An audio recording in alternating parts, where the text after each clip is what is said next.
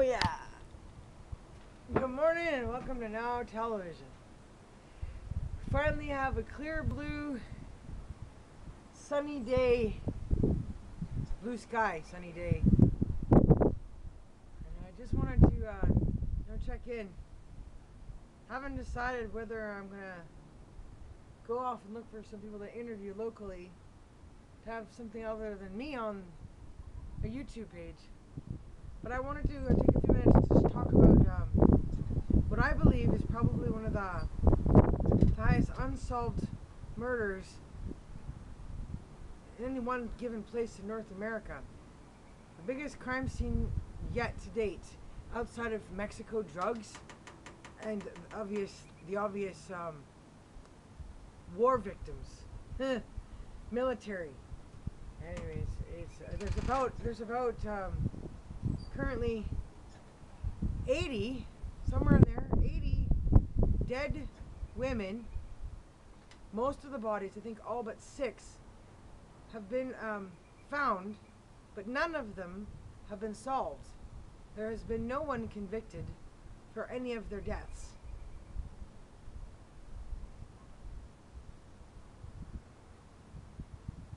And of course the crime still continues. There's 2 bodies that were charred that I know of, might be 3, this last year in the Lower Mainland in BC.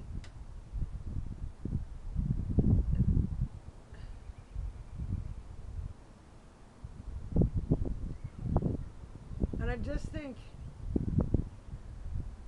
how is it we can watch 100 years of history, almost 100 years of history in British Columbia, of somebody living their whole life, never getting caught, and killing people at their will. Because somebody out there still hasn't been arrested or gone to jail in connection with all the dead and missing women.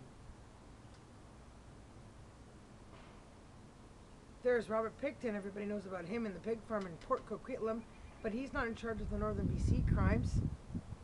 And then there's Clifford Olson, who is in jail too, for being convicted of 11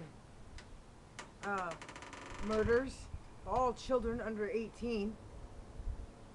8 girls, 3 boys or something like that. But there's more that he killed than that. He claims to have killed between 80 to 200 people, but we don't know how many because they never continued to investigate.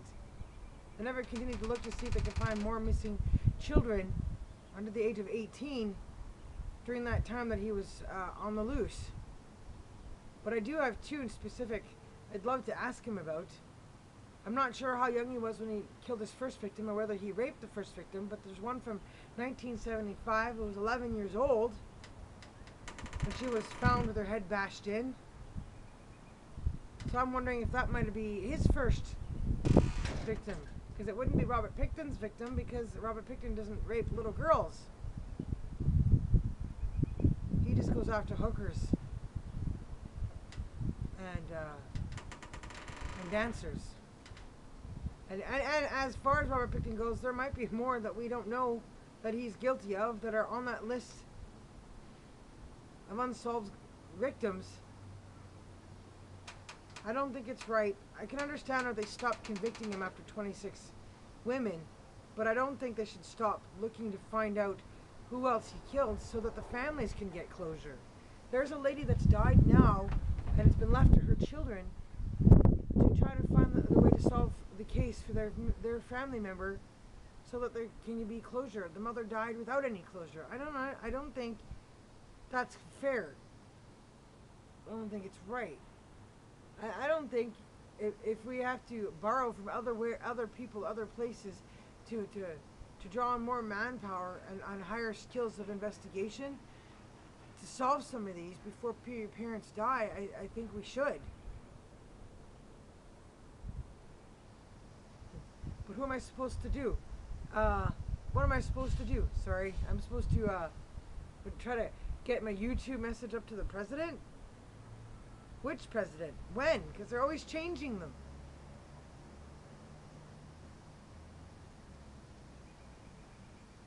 Is absurd. You know, I didn't say I wanted to make my life's mission to help, you know,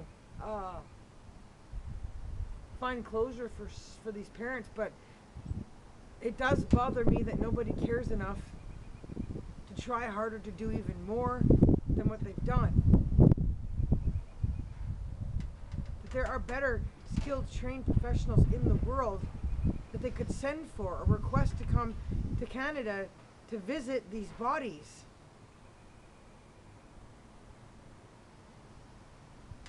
And then there's the cars, all the found vehicles, all the ditched vehicles. There's no fingerprints, there's no DNA, no hair.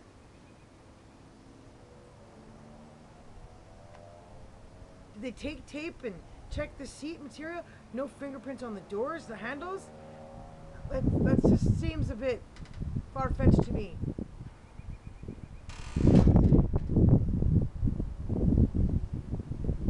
I think in my lifetime, however many years I have left, if I can be a part of solving like one or two of these, I'll feel better as a person in whole, in a society, in a country where I can say that I've done my best to try and do something to help stop the statistics from rising, the rising crime rate. There's a girl that just went missing. May 27th in Vanderhoof. Huh. Which is part of the Highway of Tears unsolved crimes. Her truck and her tent have no evidence on them. Then there's the girls that just went missing in 2010 in Prince George, two of them, like a month apart from each other. And then there's, from the beginning of 2010, from Fort St. John, Abigail Andrews, who was pregnant.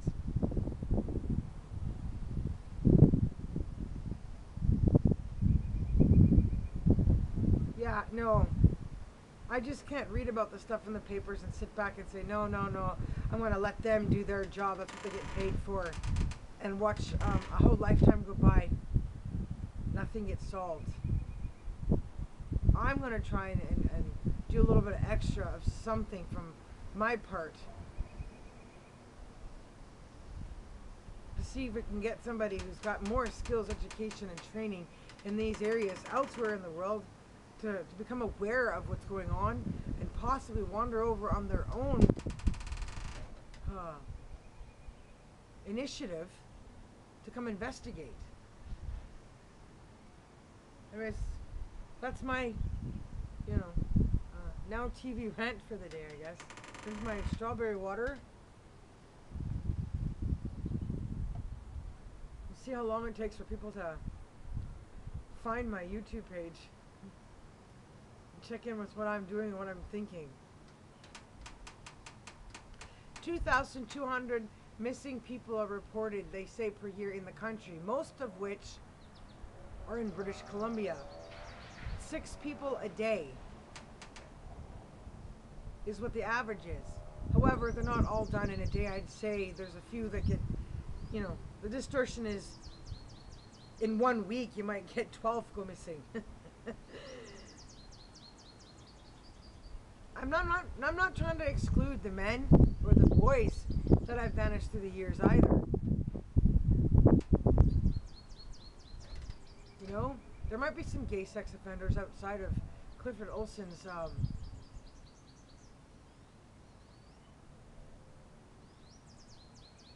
non-gendered preference of victims.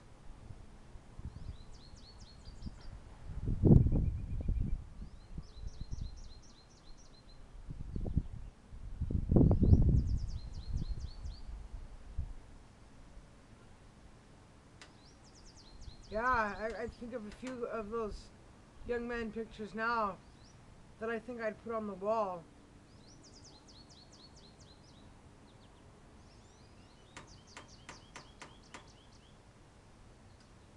Yeah. It's a big crime scene. Anyways, I guess that's it. I'm gonna go to Staples now and get my flash drive back and try and upload my poetry books finally onto Amazon so people can buy my work um, as an ebook. That's it for me. Superwoman signing out. Peace.